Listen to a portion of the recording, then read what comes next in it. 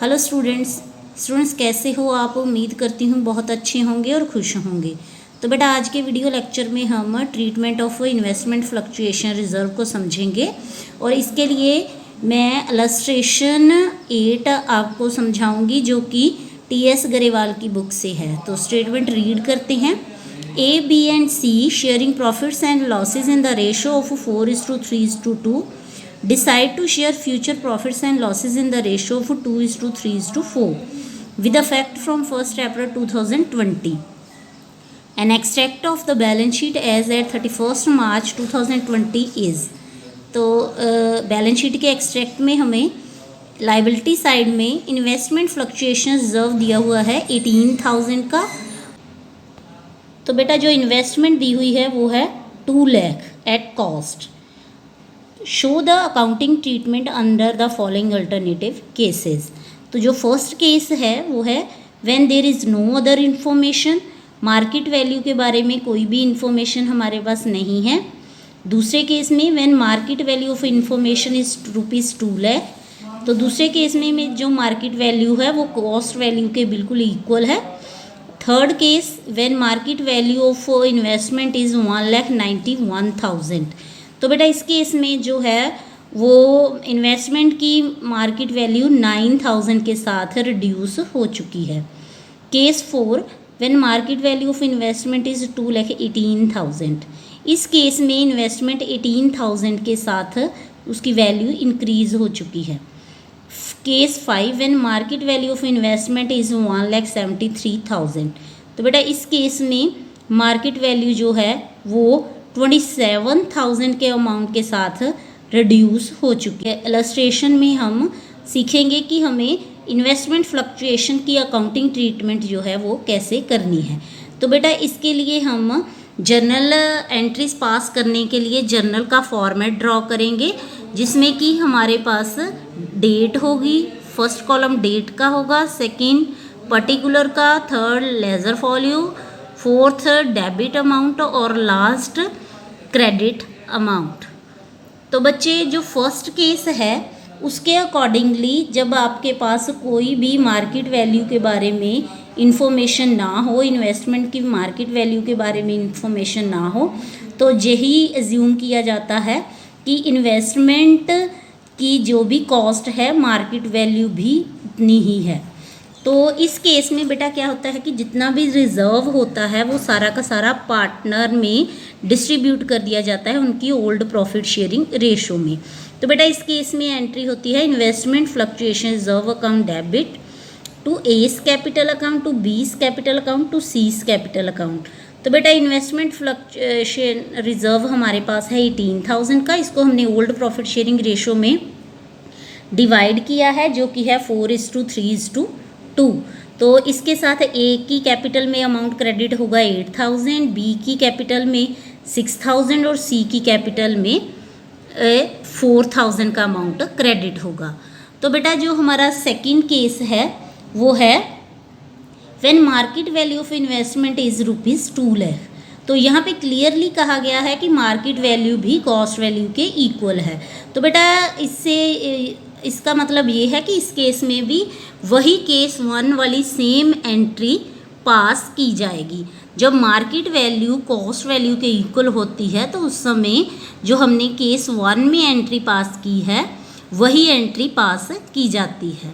तो बेटा जो केस 3 है उसमें मार्केट वैल्यू जो है वो 1,91,000 है जो कि कॉस्ट वैल्यू से लेस है। कितनी लेस है? 9,000।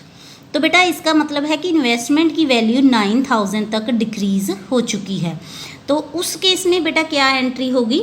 Investment fluctuation reserve account debit to investment account. जितनी भी मार्केट वैल्यू डिक्रीज़ हुई है उसके साथ हम इस इन्वेस्टमेंट अकाउंट को क्रेडिट करेंगे और जितना भी रिमेनिंग बैलेंस है इन्वेस्टमेंट फ्लक्चुएशन रिजर्व का जो कि है 18,000 में से 9,000 डिडक्ट करने पे आएगा 9,000, उसको हम ओल्ड प्रॉफिट शेयरिंग रेशो में डिस्ट्रीब्यूट करके पार्टनर्स में जो है उनके कैपिटल अकाउंट में क्रेडिट कर देंगे। तो 9000 को 4:3:2 में डिवाइड करने पे ए का कैपिटल अकाउंट क्रेडिट होगा 4000 के साथ, बी का कैपिटल अकाउंट क्रेडिट होगा 3000 के साथ और सी का कैपिटल अकाउंट क्रेडिट होगा 2000 के साथ। तो बच्चे इसके बाद जो हमारा फोर्थ केस है उसमें है कि when market value of investment is 2,18,000। तो इस केस में मार्केट वैल्यू कॉस्ट वैल्यू से ज़्यादा है, तो 18,000 के साथ मार्केट वैल्यू जो है इन्वेस्टमेंट की वो इंक्रीज़ हो चुकी है। तो बेटा इस केस में जितना भी फ्लक्चुएशन रिजर्व है, इन्वेस्टमेंट फ्लक्चुएशन रिजर्व है, सारा का सारा पार्टनर्स में डिस्ट्रीब्यूट कर दिया जाएगा उनकी प्रॉफिट शेयरिंग रेशो में, क्योंकि इन्वेस्टमेंट की कोई भी वैल्यू जो है, अमाउंट है जो है वो डिक्रीज़ नहीं हुआ है। तो इस केस में जो फर्स्ट एंट्री होगी, investment fluctuation reserve account debit to A's capital to B's capital to C's capital account. तो 18,000 को 4:3:2 में डिवाइड करने पे अमाउंट आ रहा है ए की कैपिटल में 8,000, बी की कैपिटल में 6,000, सी की कैपिटल में 4,000। तो इस केस में बेटा एक और एंट्री पास होगी, वो होगी investment account debit to revaluation account. जितना भी वैल्यू हमारी इन्वेस्टमेंट की इंक्रीज़ हुई है वो उस अमाउंट के साथ हमें गेन हुआ है। तो बेटा जब भी हमें एसेट्स या लाइबिलिटीज़ के इंक्रीज या डिक्रीज़ होने की वजह से लॉस या गेन होता है तो वो हम रिवैल्यूएशन अकाउंट में ट्रांसफ़र करते हैं। तो गेन के केस में रिवैल्यूएशन अकाउंट क्रेडिट होता है और अगर लॉस हो तो उस केस में रिवैल्यूएशन अकाउंट डेबिट होता है।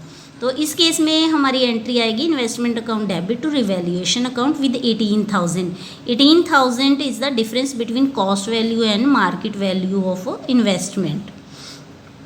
तो बेटा इसके बाद जो भी हमें गेन हुआ है उसको भी पार्टनर में डिस्ट्रीब्यूट करना है।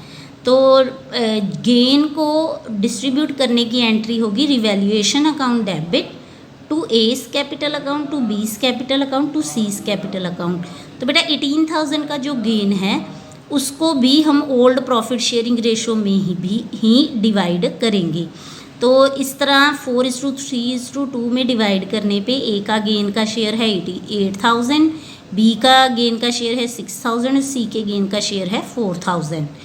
तो बेटा इसके बाद हमारे पास है case 5, when market value of investment is 1,73,000। तो बेटा इस केस में हमारी जो मार्केट वैल्यू है हमारे रिज़र्व से ज़्यादा डिक्रीज़ हो चुकी है। तो एंट्री हमारी होगी investment fluctuation reserve account debit revaluation account debit to investment account, क्योंकि इन्वेस्टमेंट हमारी जो है वो 27,000 के साथ डिक्रीज़ हुई है। ये हमारे पास कैसे आया अमाउंट 27,000 का, जितनी भी मार्केट वैल्यू है उसमें से कॉस्ट वैल्यू को माइनस करने पे। तो बच्चे उसके बाद जो हमारा रिज़र्व था वो हम 18,000 का था तो उसको 18,000 के साथ ही डेबिट करेंगे। तो जो डिफरेंस है 27,000 और 18,000 का वो है 9,000।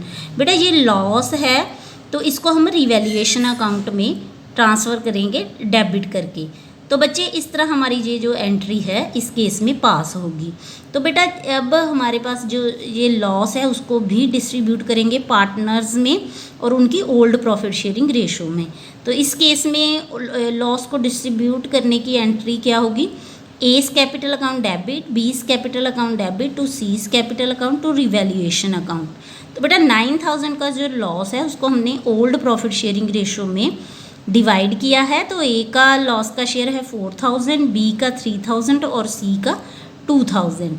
तो बेटा इस तरह हम मार्केट वैल्यू और कॉस्ट वैल्यू के कंपैरिजन करके इन्वेस्टमेंट फ्लक्चुएशन रिजर्व से रिलेटेड न्यूमेरिकल जो है वो सॉल्व कर सकते हैं और इसकी जो ट्रीटमेंट है उसको समझ सकते हैं। तो बच्चे आई होप कि आप सबको ये सब सारा पूरा न्यूमेरिकल समझ आ गया होगा। अब आप इससे रिलेटेड सारे न्यूमेरिकल्स करना और किसी भी तरह की अगर कोई कन्फ्यूजन होती है तो मुझे कमेंट बॉक्स में लिखो ताकि मैं आपकी वो कन्फ्यूजन दूर कर सकूं। तो बेटा God bless you, be happy.